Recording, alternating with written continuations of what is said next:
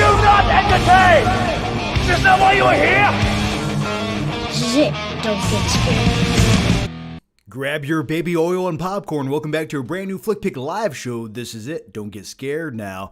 And before we dive into the Ask Me Anything portion of this live show, which is typically 99.9% of what this live show always is, I have a question for you. When is the next time you plan on going to the movie theater to watch a quality movie? I genuinely mean that. When is the next time you plan on going to the theater, and what movie do you want to see?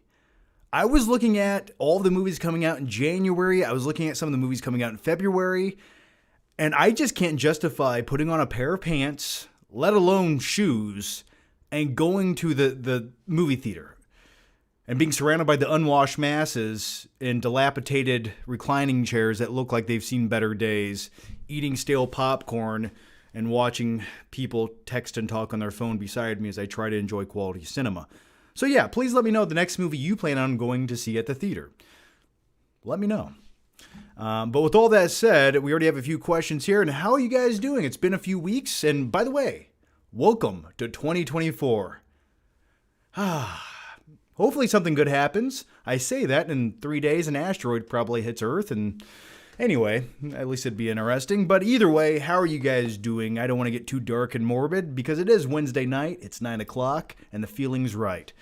Hey, James Dozier, how's it going? All right, we have tomorrow I'm seeing Mean Girls. I said quality cinema. Come on now. Did he move again? No, I did not move again. Not for at least the last couple of years. The White Skull says The Beekeeper. Yeah, I'm Jason Statham, and I'm a beekeeper, and in the sequel, I'll be the pizza delivery driver. Yeah, I'm kind of done with Jason Statham generic action movies where they just all have a different trade in the title, but really it's the same movie we've seen 14 other times. I'm the transporter. Now I have bees. Maybe I'll watch it in 5 years on cable TV at 3 o'clock in the morning when I have insomnia. That's probably my plans when I see the Beekeeper. Joker 2. Oh, you got a while, huh? Saltburn film was nasty. Now, I did talk about Saltburn very briefly, or at least I think I did. Maybe I didn't. I'll pretend like I did.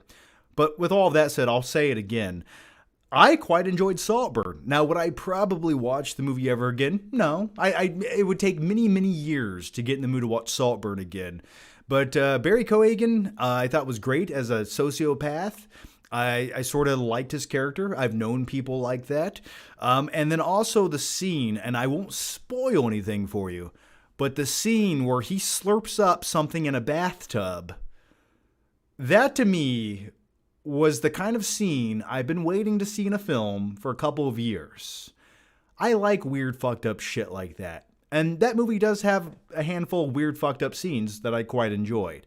I don't know if you can tell by now with all my favorite films, but I think I quite enjoy watching sociopaths up on the big screen. Something about that is so highly entertaining to me. Not only are they flawed characters, which instantly makes them very interesting, and they'll do whatever it takes to win, but just some of the craziness that comes with characters like that, where the ends will justify all of the means. There are no limitations on what they will do. And whenever you have a film that has a character like that, it's just so immersive to me because anything can happen. And it's always a shock and surprise. I quite enjoy it. And I wish we had more characters like that.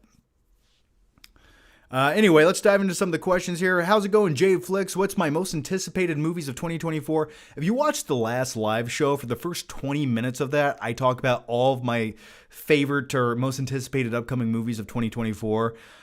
Really, to be completely honest with you, I think 2024, it feels like we have like 5 good movies coming out. And some of them, even some of the movies I'm looking forward to, I don't have a lot of faith in. Like, for example, Gladiator 2. Hey, I love the first Gladiator film, okay? Maximus Decimus Meridius, please. But I don't think it's going to be good. I want to see it. Definitely want to see it. I don't think it's going to be good. But Furiosa is probably the next big action movie I'm looking forward to, I would say. But that's not until, May? So really between now and May, there's not really much happening. I mean, I know some people might say Dune 2 or something like that. We have Argyle here by Matthew Vaughn. Yeah, Matthew Vaughn with the last Kingsman movie, which I thought was one of the worst, most boring films I've watched in a theater, and I fell asleep 3 times watching it. Then I had to slap myself in the face and go to the bathroom to stay awake to enjoy it. And then I don't have a lot of faith in Matthew Vaughn at this point. But let's just dive into some of the questions here. The first one comes from Justin, who says, would Hollywood ever make an Epstein Island biopic? That would be an interesting movie. I think that would make a really good limited series on Netflix, but here's the problem.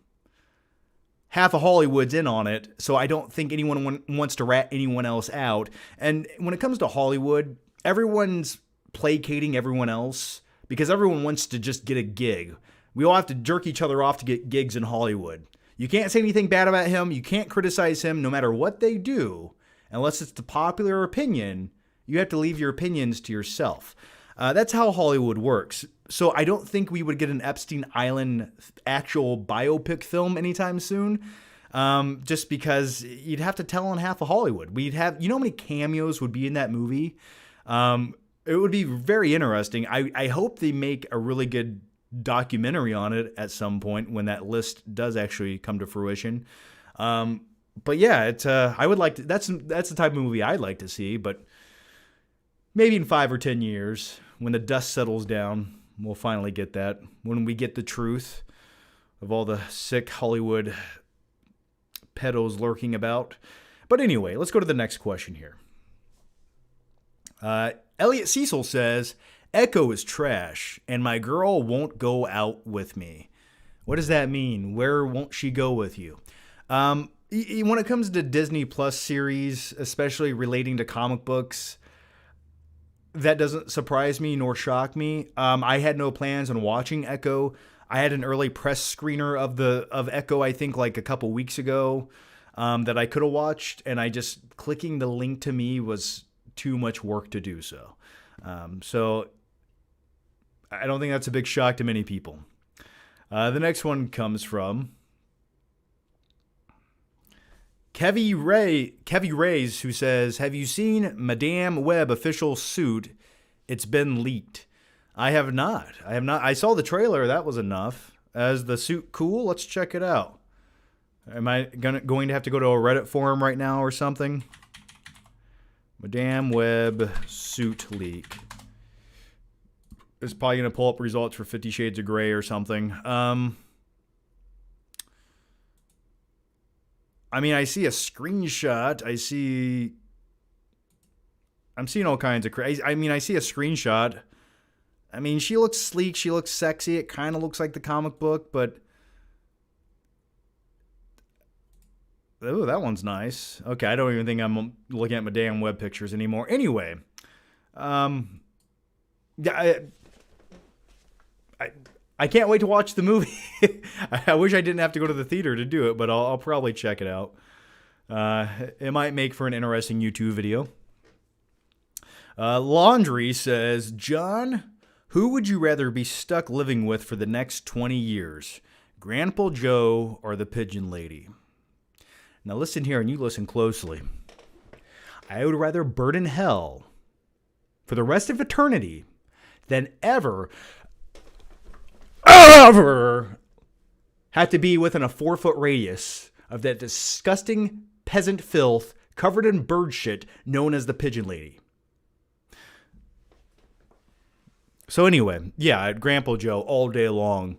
And the cool thing about Grandpa Joe, even though he claims he's crippled, I'm like, hey, Grandpa Joe, we're going to Willy Wonka's chocolate factory. It's a free trip and all the chocolate you can eat. And his old ass would just pop right up.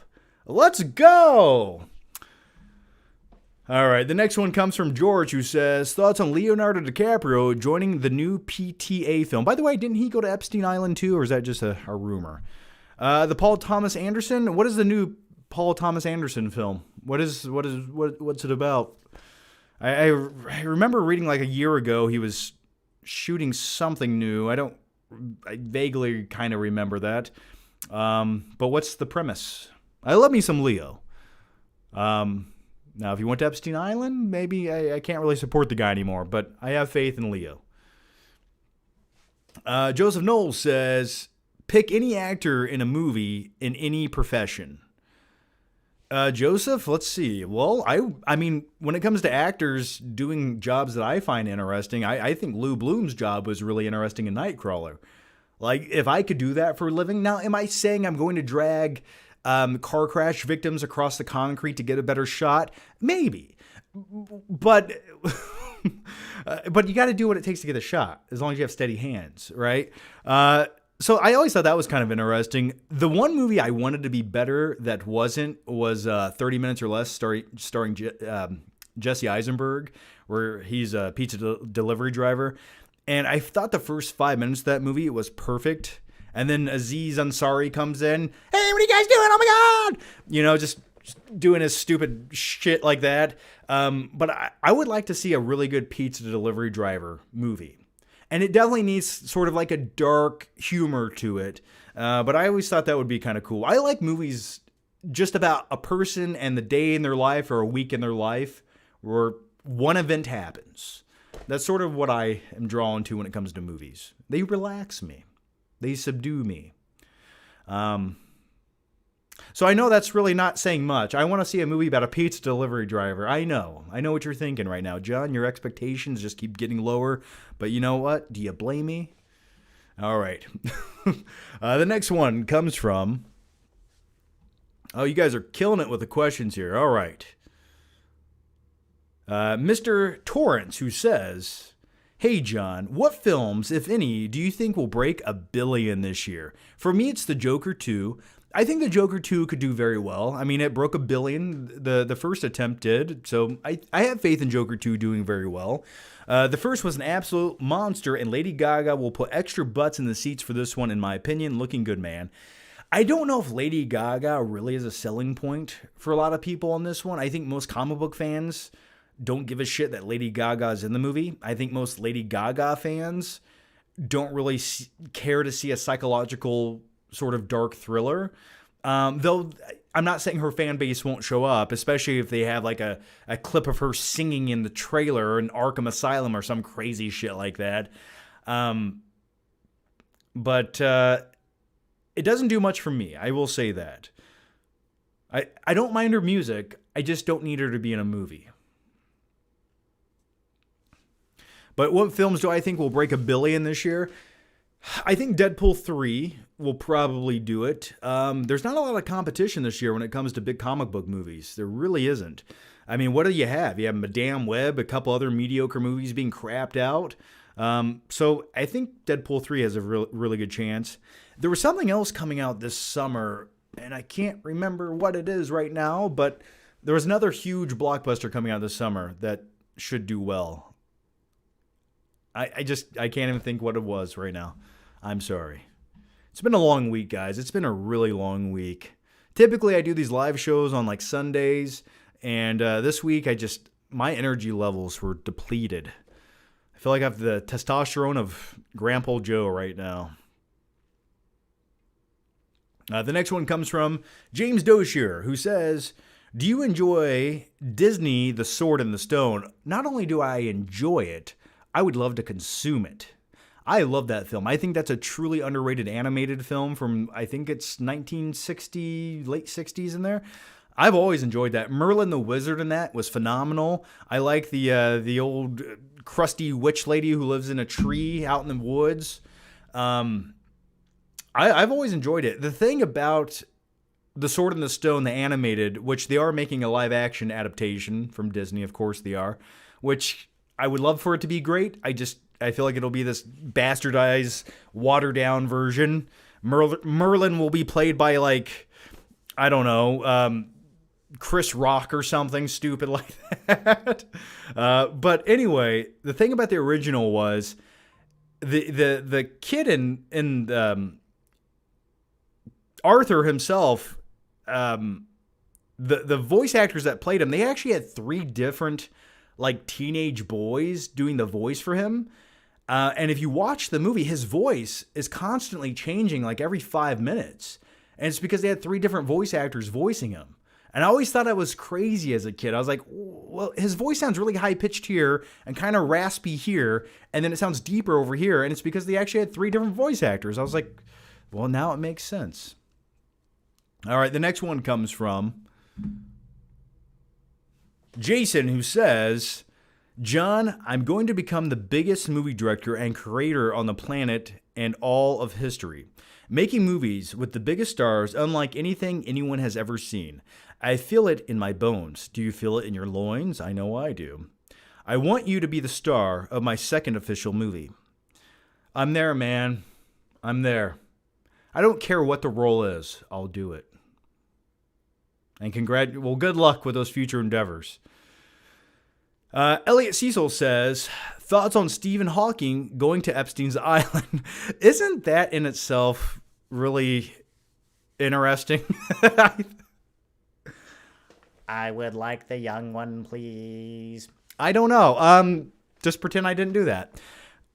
Now, keep in mind, everyone who went to this island, you have to, let's step back and look at it from their perspective, right? They're just being invited to this tropical island from some billionaire, and they think they're going to get some connections and a free flight. And let's be honest, there's a lot of billionaires on this planet who invite celebrities to do a lot of different things just because they want to feel like they're accepted by Hollywood and want celebrity friends. And these celebrities are using these billionaires for free money and a free trip. It happens all the time, okay? We just don't hear about it. So I have a feeling a lot of people who went to this island probably went for the weekend, hung out by the pool. It doesn't mean they were in some weird sacrilegious sacrifice ritual or anything like that. It just means they went to a tropical island to hang out with a pedophile. That's all it means. That's all I'm saying. All right, let's go to the next one here. Elliot, by the way, this is already going to be demonetized. This live stream's already demonetized. I feel it. Anyway, the next one comes from Elliot Cecil, who says, also, I just watched L.A. Confidential, great noir. Yeah, L.A. Confidential is a pretty damn good movie. Now, the first time I saw it, I watched one of the crusty Snapcase DVD copies of it where the bitrate was like -75. I swear that thing looks so bad. It was so rough looking. Like you could see the little digital pixelated blocks in some of the scenes. It looked like a live action Lego movie or something. I just remember that DVD transfer was really, really bad. But damn good movie. I've always enjoyed it. It's probably been 10 years since I've seen L.A. Confidential, but always enjoyed it. Great Russell Crowe movie. James Doshier is back again, who says, favorite scene from American Psycho. It's hard to pick just one scene from American Psycho. There's so many little tidbits and scenes I enjoy, but if I had to pick one entire scene, I mean, maybe the opening monologue. I don't use alcohol because alcohol dries out your skin. Maybe the opening scene, I think, is my favorite sequence in the film. But then again, when he sets up that VHS camcorder and he's just flexing, that's a pretty entertaining scene as well. Or, I mean, even the business card scene. Come on. There's at least 10 great scenes in that film. And I think that's why I've always loved it. Any film that has 5 or 6 or 10 memorable sequences or scenes in it, to me, that is like perfection. Because how often nowadays in a new movie is there even one scene that you remember 2 weeks later? Really think about that. It's very few and far between these days. You want to know why? Because everything's forgettable. It's regurgitated baby food put into a blender for easy mass consumption. We don't want to make cinema. We want to make content. All right. But hey, real quick, I do have a recommendation for you guys on a positive note. I shared this on Twitter, and if you don't follow me on Twitter, I still call it Twitter, okay? Watch a film on Netflix right now, and this is one of my favorite genres. It's a survival film, and I'm a sucker for those. Give me a good survival film any day of the week. I will take it. It's a film called Society of the Snow, and it's based on the 1970s real-life tragedy where a plane of soccer players crash land in the Alps and are stuck there for an extended amount of time, and some crazy things happen along the way. Now, if you've ever seen the movie Alive from 1993, which I've always enjoyed that, there's cannibalism, there's survival of the fittest. I love it.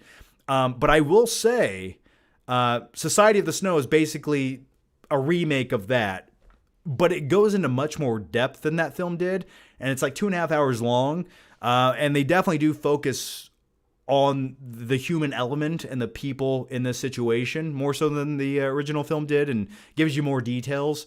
Highly recommend it. Now, this is a South American film, so it is dubbed on Netflix. Maybe you don't have to watch the dubbed version. Maybe there's another option, but I watched the dubbed version, and I will say some of the voice acting, it's a little dubby. You know, it's a little, it's like, but once you get past that, after like the first 20 minutes, and you just watch these people interacting and doing things to survive, it's really immersive. I quite enjoyed it. So that's my movie recommendation to you. Society of the Snow on Netflix. Azim the Dream says, "Hey Johnny, if you've seen all the Harry Potter films, which one would you say is your fave?" Probably the first one, or maybe Goblet of Fire. Is Goblet of Fire the fourth one or the fifth one? It's somewhere in there. I would say those are my two favorite. Sprite Zero. If I could just get rid of water, like delete all water on the planet and replace it with Sprite Zero, I genuinely think I would. You could shower in it, you can drink it. It's just carbonated goodness that's refreshing at the same time. Oh, that's so good. All right, the next one comes from... let's scroll up here. Tyler Goad, who says, "John, please tell me you've seen The Killer now." Okay, listen. And by the way, Taylor, thank you for the very generous super chat. I have not watched The Killer yet because there's a couple people that I trust their opinions on movies, and they watched it, and they're a bit more forgiving than I am when it comes to films, and they didn't like it. So I have not brought myself to watch it yet. And with all that said, let me tell you some more insight about me, all right? I have become such a snob and so picky with the movies that I watch or the TV series that I watch. And the simple truth behind all that is I just don't have a lot of time anymore, right? And I don't mean that from the perspective of I'm dying of a terminal illness. No. I mean that from the point of just when I go to work and I come home and I have only so much time in the day to enjoy myself, I do not want to watch an okay movie. Okay? I want to watch a good movie. So, that's where I'm at with The Killer. Maybe one day I'll get around to watching it. But today has not been the day, and the last 2 months have not been that either. So one day I'll get to it. It's dark, cinematic, and you get flaccid shots of Fassbender. Love your streams. Well, there's nothing better in life than a flaccid shot of Michael Fassbender. I'll tell you that. I just wish he was wearing his Magneto helmet. Take that how you will. Next question. Greg Sheen says, "Hey, Johnny boy. Good to see you being consistent with the live streams again. Can we get a John Connor impression for old time's sake?" Well, you bet your sweet ass you can. "Promise me you're not going to kill anyone. Easy money."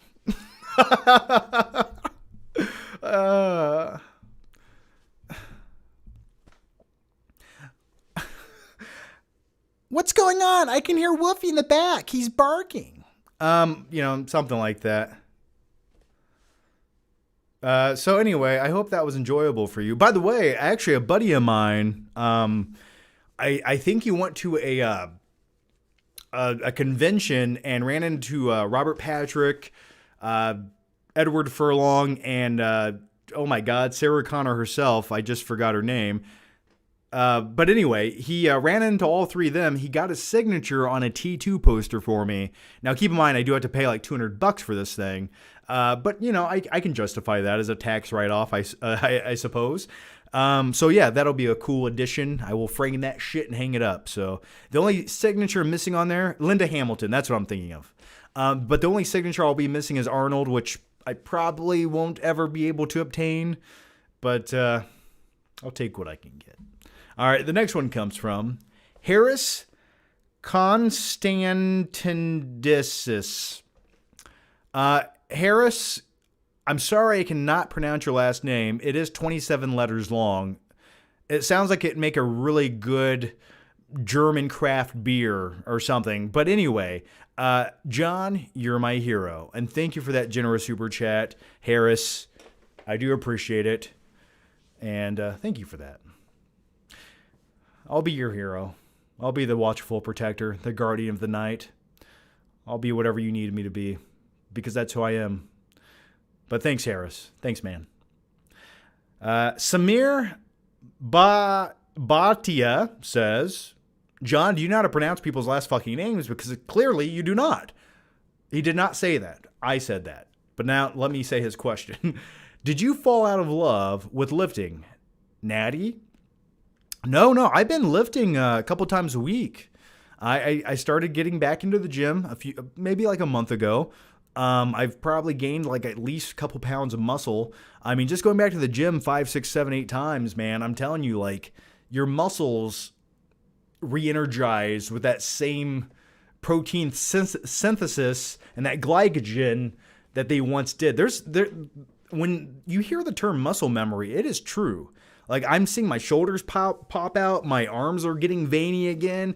My traps are I can see them slowly rising every day. So I'm getting back into it, man. So give me a couple months. I'll keep hitting it hard. And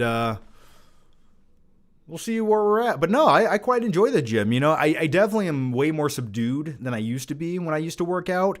I mean, I would run around the gym screaming, covered in baby oil with a cutoff on, just dripping sweat.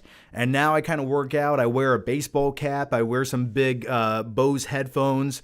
And I kind of just go into my own little universe and work out, man. And the pumps have been nice. I miss those.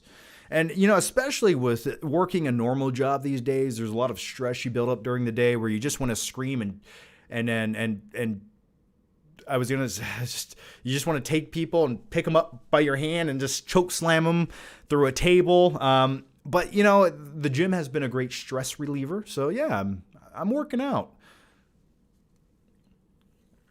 I'm even drinking my muscle milks. Azim the Dream says, when it comes to the movie series, that's not good. Can you think of any TV series that you tied to a movie series that made you appreciate films more? For example, did the Clone Wars and Obi-Wan show make you appreciate prequels, or still different quality-wise? That is a very interesting question, and I'm trying to comprehend it here. I get what you're saying. Yeah. So are there any TV series that have made me appreciate maybe the movies more so? Well, I think we can all conclusively agree that I think all of the Disney Plus series, especially relating to Star Wars or Marvel, have made us appreciate both of those franchises immensely more than we already did. When I watched some of the Marvel series on Disney Plus, I thought to myself, oh my God, if Marvel was actually like this 10 years ago, it would not exist today. And then what you get after those series is you get like the Marvels, which feels like a Disney Plus series, and now they're claiming that's the same quality or caliber as what a standalone film should be, but it's not. And that's terrifying to me. So yes, everything Disney or Marvel series related, I have been a letdown, except for maybe Mandalorian. But other than that, I can't think of anything I've really loved. But just some insight into my life. What I do every day, and it's like kind of I watch the show when I eat, and I watch it when I lay in bed. Me and my lady friend do. And we've been rewatching Game of Thrones. We're on season 6 right now. I've seen the series like 4 times at this point. But man, nothing has topped it in my opinion as far as a quality cinematic series goes. Now, I know we can all crap on season 8, and it is bad. It absolutely is bad. But even that is better than 90% of the shows that I've seen over the last couple of years. All right, the next one comes from... where is it? Okay, Jason, who says, you're stranded on a desert island with 5 women. Who are the list of movie actors? Who are they? What are we on? Stranded on Epstein's island? Where are we going with this, man? I don't know. You gotta go with like Margot Robbie, Scarlett Johansson. I don't know. Can I have blue Zoe Saldana from Avatar? I know that's not a real thing, but let's bring her. I don't know. Who else can you bring there? I had a really good joke about Amber Heard. We'll leave that one for another day. I guess three's sufficient, right? I don't know. We'll bring Megan Fox and, I don't know, Rebel Wilson just for fun, I guess.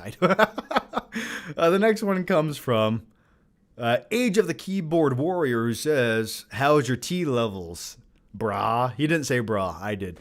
Last time I had my T levels looked at, I think they were like upper 3s, maybe? Maybe upper 3s, somewhere in there. It was good. It was like above average. It was somewhere in there. It might have been 400. No, maybe it was like 500.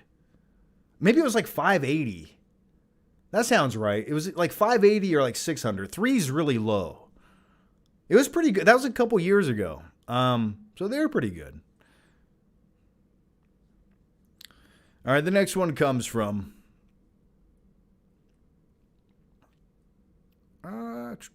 all right, Claudio Roguejohn. How's it going, Claudio? All right. Hey, John. Apparently, they are making another Jason Bourne movie, and my only question is why? The last one was so forgettable, I forgot it existed. Laugh out loud. I did too. You know, I've never been a big fan of the Jason Bourne movies. I know, call me crazy. I thought the first one was fine. And then they got like Paul Greengrass to start directing them. And to me, they just look like home amateur action movies or something. They look like something like parkour kids in the UK would have filmed on the weekend with like a cell phone camera. What I'm saying is they just looked really shaky to me. And the story that was propelling those movies, I never thought was that interesting. And I never thought Jason Bourne as a character was all that interesting. And if I want to watch a badass action star beat up people, Jason Bourne, Matt Damon, it just never did much for me to see that. So that's cool that they're making another one. I don't know why, though. Maybe it'll go straight to Netflix. I don't know. Max Neugenbauer says, it's heartbreaking they're rebooting the DCEU. I thought Aquaman 2 was decent. Oh, I disagree. I thought Aquaman 2 was like... It's 2023 when the movie came out. And I thought to myself, that was the best idea DC had for a big budget comic book movie. That was it. That's where they're going with that. That's the direction they wanted to go. And that's all they had to do with the character. I think there's nothing else they could do with that current lineup. I'm very glad that they are rebooting it. I think rebooting it was the smartest decision. I thought Aquaman 2 was... if I watched that at home, would I think that was a mildly entertaining, generic comic book movie? Probably not. Would I hate my life? Maybe. What I'm saying now is I thought it was just the most instantly generic comic book movie I've seen in a long... outside of some of the Marvel movies of late, I thought that was one of the most instantly forgettable movies I've seen in my entire life. What new idea did they try to interject in that? Even in the comic book genre. Nothing. And I could talk more about the weird scenes with Black Manta and that little baby. That was weird. That was a weird subplot. But yeah, 1 was fine. 1's an entertaining rainy day movie. 2 was just the Netflix version of a comic book movie.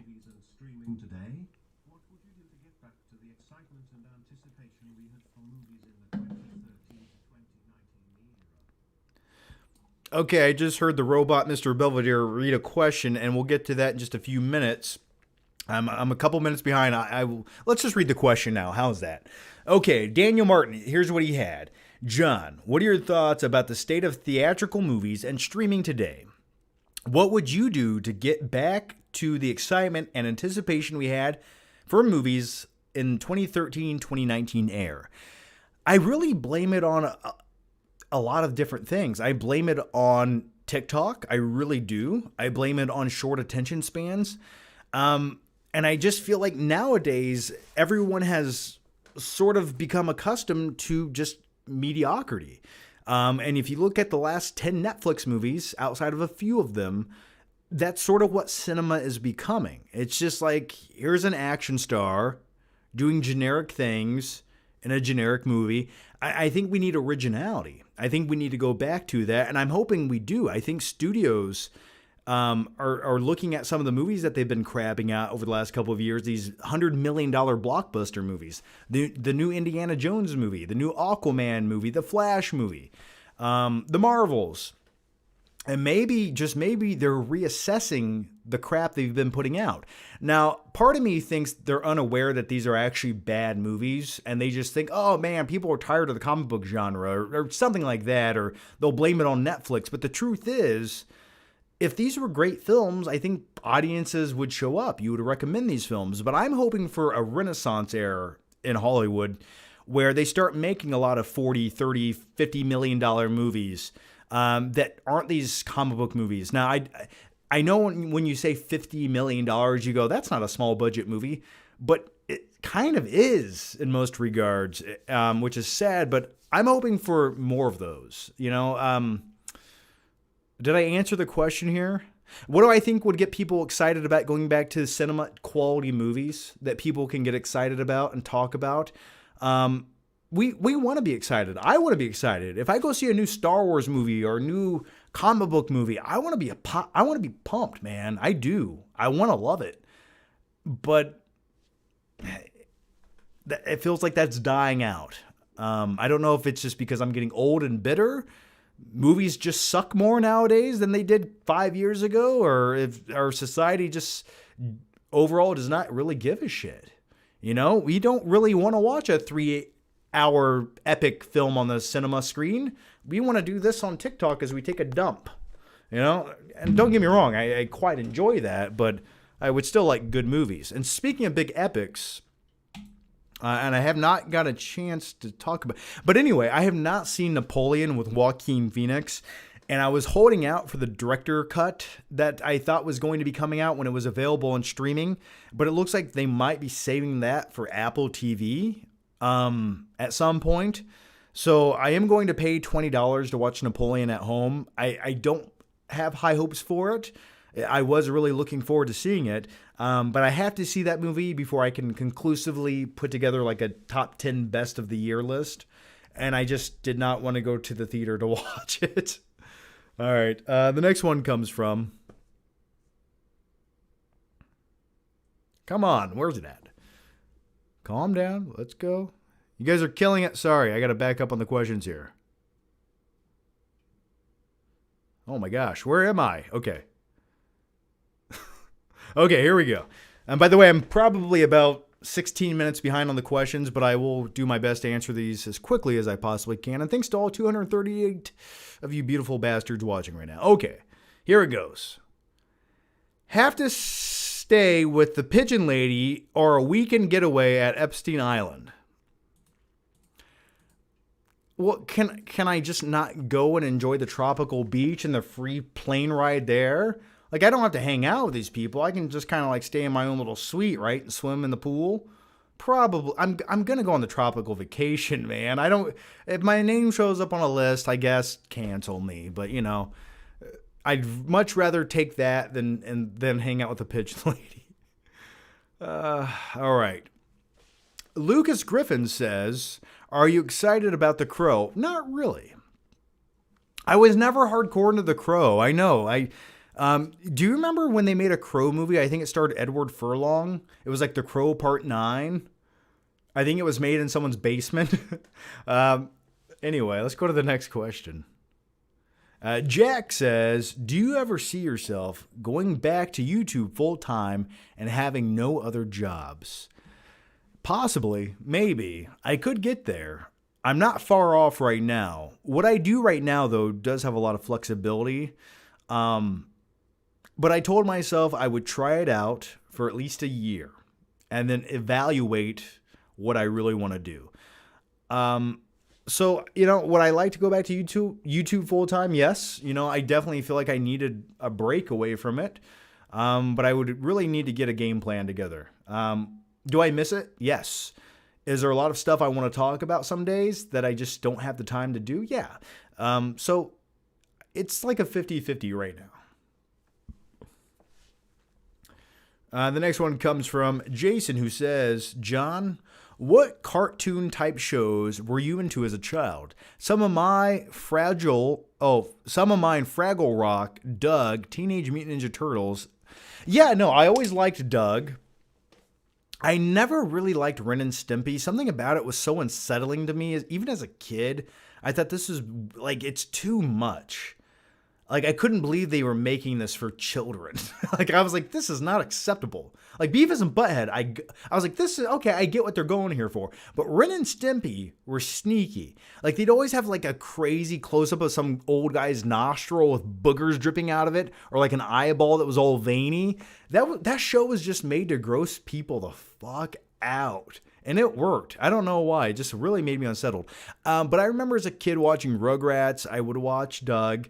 Trying to think what else I would watch X-Men, the animated series on Fox. That was one of the best intro songs ever. Oh man, there was other stuff. I'm drawing a blank right now. The Batman animated series I would watch every day after school. Did that come out on a Tuesday? And the thing I always hated about that series was not the series itself. It was I took the bus home. And by the time I got on the bus and got off the bus, I swear I would have to run in my house to make it on time to see the Batman animated series. If just one thing went wrong, it felt like I missed part of it. All right, the next one comes from Azim the Dream, who says, did you ever check out Obliterated on Netflix? I did not. It was written by the writers of Cobra Kai. Also, Johnny, you're gonna go to sleep tonight, and that JP hoodie will be taken. I never said thank you, and you'll never have to. Yeah, what's funny? I actually have a brand new extra large of this hoodie right here. Brand new in the package. Now, this is out of print. I was gonna sell it on eBay, but if you were an XL and you want a Jurassic Park Reebok hoodie that looks exactly like this, brand new in the package, I'll even give it a little hug and a kiss on the cheek. If you're interested, send me a DM on X or something. If you want to buy it, make me an offer. I don't care. It's been sitting in my closet for 2 years. Anyway, the next one comes from, and I do want to check out Obliterated, man. I just have not got a chance to. James Dosher says, have you seen the movie Kickboxer with Van Damme? Abso-fucking-lutely I've seen Kickboxer. But also another Van Damme movie that no one really talks about. It's called Lionheart, where he's basically a street fighter. And in many ways, the movie almost feels like a better live-action version of a Street Fighter movie than Street Fighter did. Also, coincidentally, starring Jean-Claude Van Damme. Anyway, yeah, I've seen Kickboxer. Absolutely, man.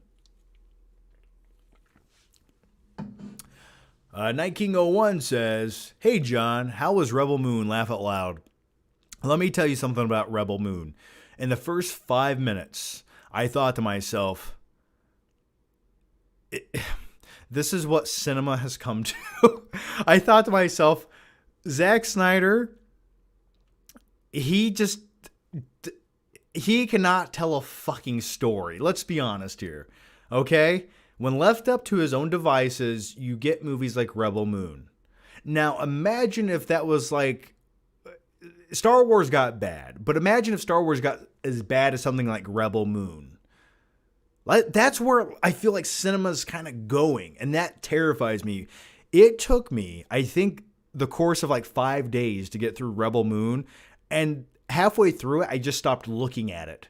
Like I was looking in the direction of the screen, but I couldn't visually, story-wise, narratively comprehend why this was made and who it was made for. I don't understand it anymore. I don't get it. Why are people paying for these things to be made? Do they genuinely think this is a good product? Are they showing this to a test audience? I mean, they are produced by Netflix, so maybe they're not. Maybe they're just like, it's up to no one to justify the quality of this, and they just give any director free reign to do whatever he wants to with unlimited amounts of money, and that's what you get when you're left unchecked. Anyway, can we go to the next question? This is depressing. Anyway, Gilliam LaBelle in here. Iron Claw was fantastic. Top 3 2020 for me. Oh, absolutely. Might be my number 1 of the year. Jay Flick says, what's your most anticipated movies for 2024? We talked about that previously. One of them is definitely Furiosa. That's my next big anticipated movie of the year. Gilliam LaBelle says, I need to watch more Van Damme. The thing is, Van Damme didn't make a lot of great movies. There's like 2 or 3 that are good Van Damme movies, but he was in a lot of shitty ones. Like Time Cop, Kickboxer, and like Lionheart, really, when it comes to the early 90s. Akai, Nye, how's it going, man? Stop with the slow-mo, Zach. Yeah, he's got a weird fetish for that slow-mo, I'm telling you. And it doesn't elevate any scene that he uses it in. It should be a storytelling element, and it's just really this guy who has like this extreme case of ADHD who loves just to hyper focus on something as long as he can until he can't take it anymore, and then he just rapid fires for the rest of the movie. I don't know. That's my psychological reasoning for why Zack Snyder does what he does. Oh, imagine a director's cut of Rebel Moon. I can't imagine how self-indulgent that gets. Okay, the next one comes from Jesus Salcido, who says, opinions on Jeremy Jahns' Chris Stuckman. I mean, I don't know. How deep down the rabbit hole do you want me to go? I mean, when it comes to them being on YouTube, I think they carved out the niche. They are the top 2 most popular dudes who talk about movies casually. But I think they're both sort of on cruise control, especially when it comes to YouTube. I haven't really watched a lot of their videos. And that's just, honestly, I don't really watch a lot of movie reviews on YouTube. If either of them put out like a vlog video or like a personal update video, I'd watch that. I was friends with Stuckman for a long time. I've met Jeremy Jahns. So what were you looking for here? You got to be more specific with your questions. The next one comes from Age of the Keyboard Warrior, who says, what should we do, John, when the internet goes out for a couple of years or months? Oh, it's going to be complete chaos and anarchy. Oh, if we lost the internet for 5 days, I think people would turn to cannibalism on day 6. And they could have a house full of food. They just become so utterly fucking insane where they can't scroll on something all day. They start fidgeting like a zombie, and the next thing you know, they're walking down the highway, just naked. That's what's going to happen in society without the internet. Not to mention, GPS. If you lost GPS, everything would shut down globally. No one knows how to read a map or get anywhere. So yeah, and plus you couldn't buy anything. You couldn't really sell anything. The banks would be closed. It'd be global chaos. It would be terrible. Kind of scary to think about how fragile we really are, isn't it? We're just bacteria clinging onto this big rock, flying through space. That's what we are. It's okay though. But hopefully that doesn't happen. Anyway, let's go to the next question. Claudia Rogajon says, Stargate TV show is better than the movie. I saw 2 minutes of the Stargate TV show, and I would say I disagree. But hey, maybe story-wise it goes in more depth. But sometimes it's not the depth that you kind of want. You know what I mean? I think sometimes less is more. The next one comes from Guillaume Lebel, who says, worst fifth movie, Die Hard 5 or Terminator Genesis? I honestly would probably say Die Hard 5 is worse than Terminator Genesis. At least I can look at Arnold in a terrible movie, but at least I'm getting sort of the version of Terminator with Arnold in there. But Die Hard 5, it didn't look like anyone wanted to be there. And it was just the style of it, the story of it. It just felt like this. You know what Die Hard 5 felt like? And I keep referencing this a lot tonight. Die Hard 5 felt like a Netflix action movie that was called Die Hard. Like the way it looked, the way it was desaturated. It even had like Jai Courtney in there. Like in the beginning of the movie, I remember Bruce Willis is in like a truck just driving over people in the highway to chase the bad guy. And it just, at that point, I knew this was wrong. The next one comes from Daniel Martin, who says, John, what are your thoughts about the state of theatrical movies and streaming today? Oh, I already read this. Okay, the next one comes from Elliot Cecil, who says, True Detective Season 4 is coming Sunday. What? It's coming out this Sunday? Where have I been? Oh my God. I've been very slowly rewatching True Detective Season 1. And I forgot how just gritty those performances were in that show. Like Woody Harrelson and Matthew McConaughey. I love that shit. I did not know Season 4 was coming out that soon. Thank you for that. I have a reason to live. Thank you. The next one comes from Will H., who says, John, have you seen the hockey movie Goon? Starring Sean William Scott, a.k.a. Stifler, and Jay Baruchel. One of the better sports comedies out there with ridiculous laughs and real spirit. I have seen Goon. Many years ago, I watched it once. Didn't Kevin Smith direct that? Or am I crazy? It kind of felt like Kevin E. Smithy. But Kevin E. Smithy, whatever. What does that mean? I think I have seen Goon. I don't remember anything about it. It just kind of felt like a Sean William Scott movie. And by the way, I wish that guy would have had a bigger career in Hollywood. I always liked him. And I would still take an American Pie movie any day. Give me another one. All right, the next one comes from Claudia Rowajon. Last thing about Jason Bourne. I always thought the first one was the best, most intriguing. The other two I thought were just okay spy thrillers. Claudia, me and you both, man. I thought the first one felt like a real movie. And then it just kind of felt like filler. It felt like, here's another adventure from the spy guy. You know, I don't know. Maybe I'm being too harsh on Jason Bourne. The next one comes from Tanish Q, who says, when will we see your fiance in your vids? What does she think about you being a YouTuber? She's always liked it. She knew about that the first time we met. She doesn't really want to be in my videos. She really is not into it at all. But I've told her this multiple times. She could be. Like, she's funny. She's charismatic. We have really good banter. She likes movies. She really could. I even think, honestly, I think she'd almost be a good podcast sort of co-host to a certain degree. But she'll never do it. That's the thing. So probably never.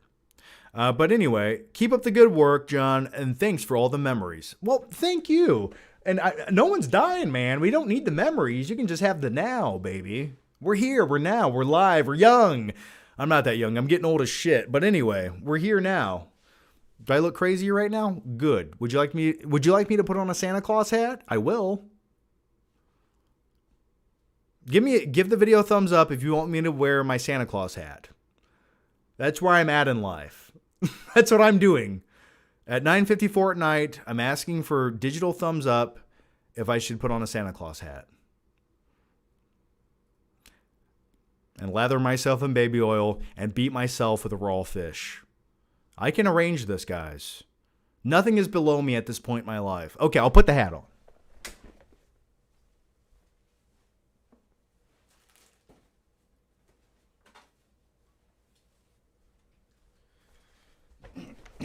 And did I mention this new live show is sponsored by the new upcoming Transformers movie? I've heard it's phenomenal.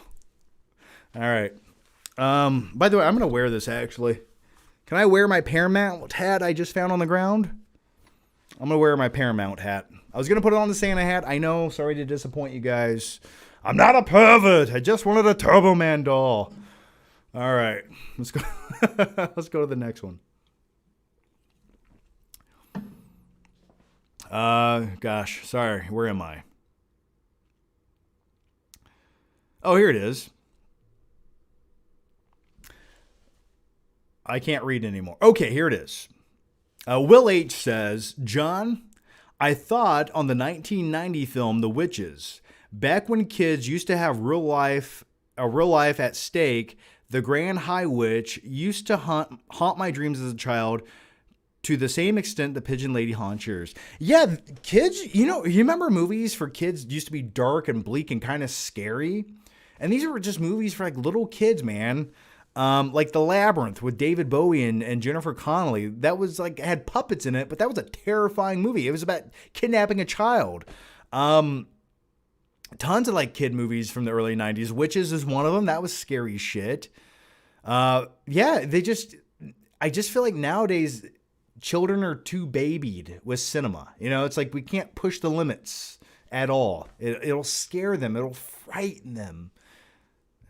Hayden's scared, everyone. We need to turn down the volume. No! I'm watching The Labyrinth. All right, let's go to the next question here. Upshot Music TV says, most underrated film, Hateful Eight or The Girl with the Dragon Tattoo. Also, have you seen They Cloned Tyrone or Asteroid City from 2023? Absolute masterpiece. I've watched Asteroid City. I wasn't a big fan of it. And most of his films, I feel like lately just feel like parodies of themselves. I try to get into it, but I don't want to say that. It just felt like he got a little indulgent, like with his own style. With Asteroid City. So I wanted to love it. I just couldn't get there. But I haven't been a fan of a lot of his movies, so maybe that's just a personal thing. The next one, and by the way, most underrated, I would definitely say for me, I love Hateful Eight and Girl with the Dragon Tattoo. I'm sure you guys do too. I might go with Hateful Eight. I don't feel like a lot of people appreciated that movie or saw that movie. And the weird thing is, I've probably rewatched that 25 times because I just love the coziness, the bleakness, and the dialogue in that film. I just love that setting and that environment. It just feels like a cozy stage play with a lot of violence and mayhem. And that quite gets me going. Girl with the Dragon Tattoo is also awesome. But I think Hateful Eight is just a little more underrated. I feel like watching it right now, to be honest with you. It's kind of a snowy, shitty day out in Indiana.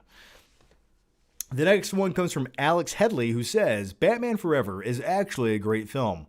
Okay, let me continue reading your question. So damn good. Oh, he's still going.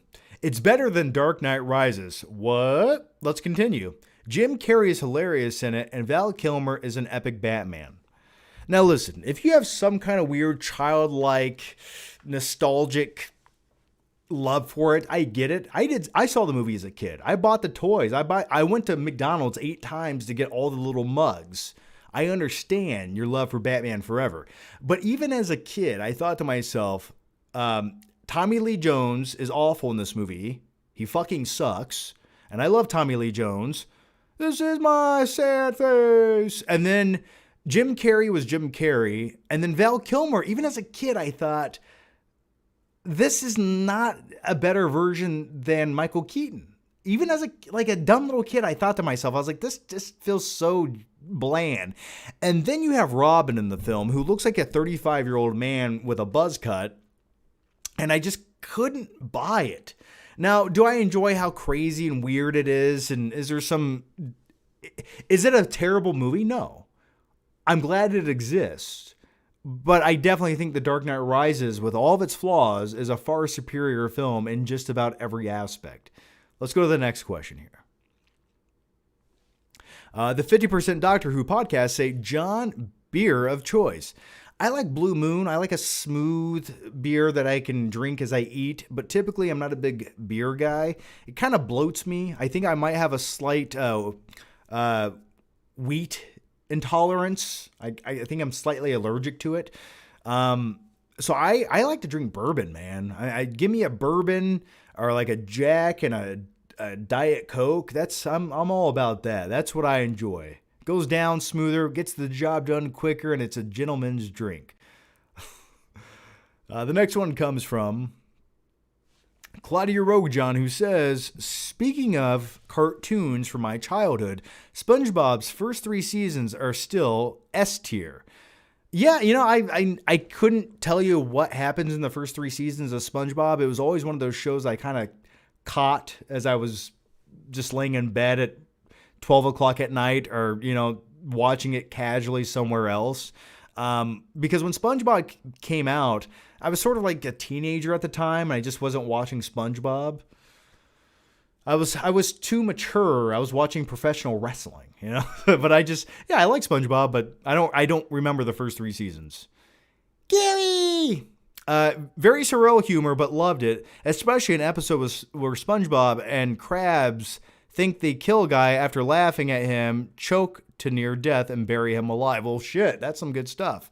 And Holmes 25 says, John, nothing proves that we are more than nothing. That was deep. Those are deep words from N. Holmes 25, everyone. And that's the truth. What is reality? It's just little electrical pulses and that big sack of meat floating around in your head. That's what reality is. You take that away and it's nothing. All right, let's go to the next question. Teacher Dan Potato, that's a cool name. Hi, John. I watch all of your live streams. It's magical and mystical. Well, thank you for that. My question is, who are your favorite new generation actors? I mean, actors who are under 40 or so. Barry Keoghan, I thought was really good in Saltburn. I don't love him just yet, but I think he's got some raw talent. That sounds weird. Anya Taylor-Joy, I think, is pretty good. How old is... let's see. Anna de Armas, I think, is great. I think Timothée Chalamet has potential. I didn't like him as Wonka whatsoever, but I think he has potential. And then I'll tell you one actor who's sort of just, he's weird and bizarre. He doesn't look human. He looks like a robot covered in like prosthetics and operated by AI. But Zac Efron of late, I've dug him. He sort of has this weird likability, even though it looks like his face was chiseled out of limestone. And the dude was jacked in Iron Claw. But anyway, Zac Efron, man, I'm kind of like, anytime he's attached to something now, especially after Iron Claw, which I feel like was a role he was sort of made for, I'd be excited to see what he does next. And I think like his acting ability and his range in that movie will hopefully get him more roles. It's just, but what he did with his chin, man, I don't know what he was thinking. That might hinder his Hollywood acting career just slightly. But then again, he kind of looks so weird, you gotta go look at him in person. That's always what I've said about like Nicolas Cage. He's so wacky, you gotta watch this bullshit that he's in. That's always, but anyway, that's where I'm at with Zac Efron. Did you know I had that many thoughts about Zac Efron? I have many more, I assure you.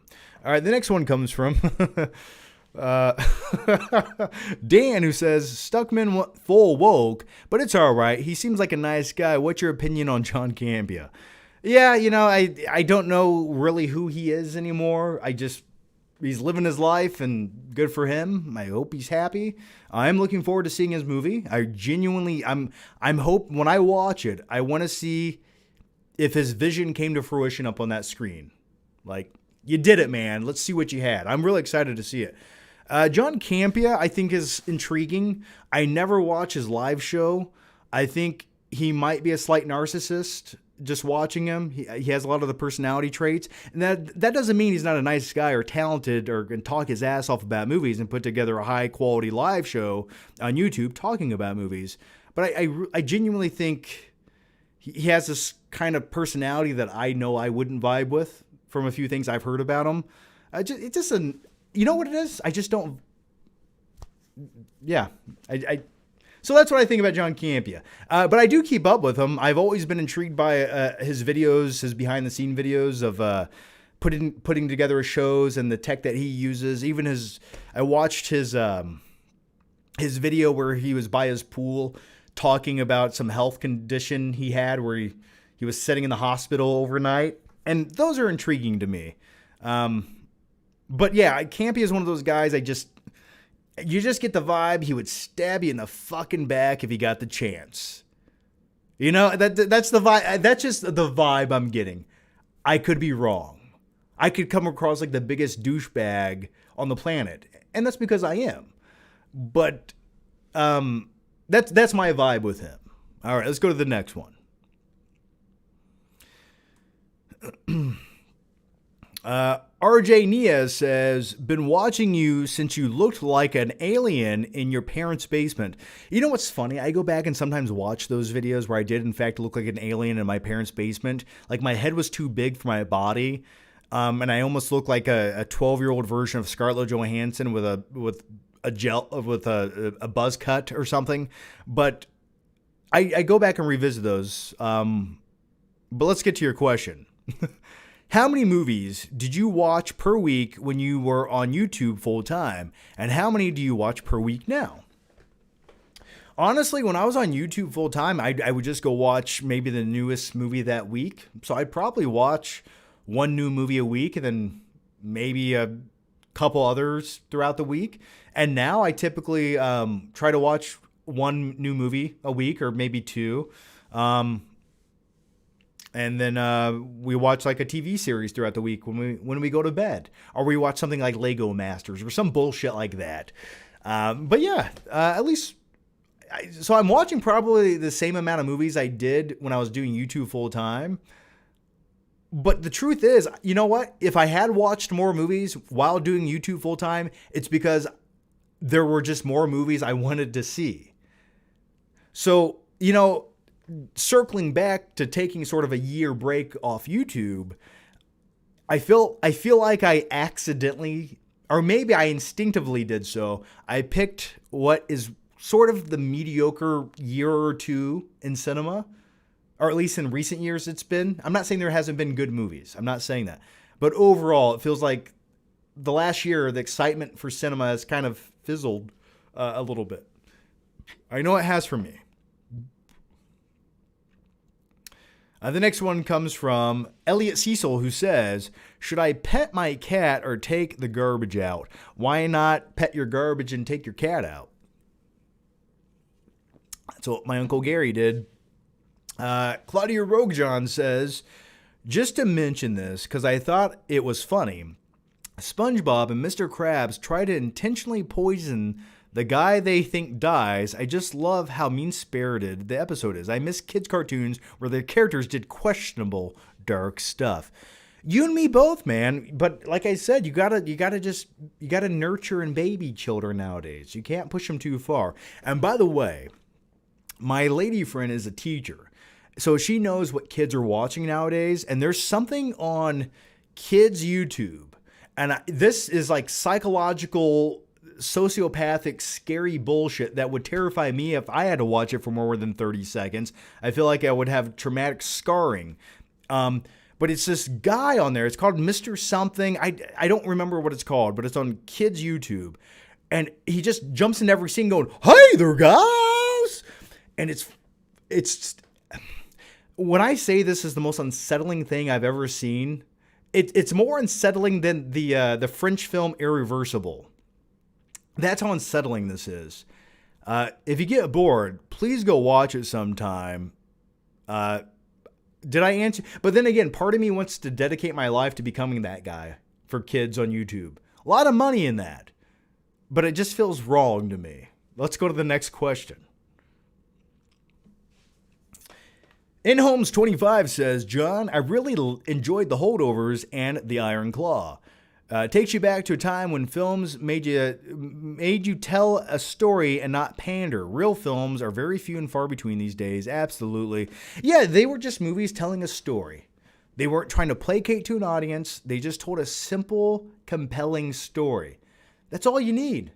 Simple and compelling. Time and pressure. With those two things, anything can happen. Yeah, so simple is better. I wish Hollywood, rather than put $200 million in some new crap blockbuster movie, would make 10 movies like The Holdovers or The Iron Claw. Please, more of that.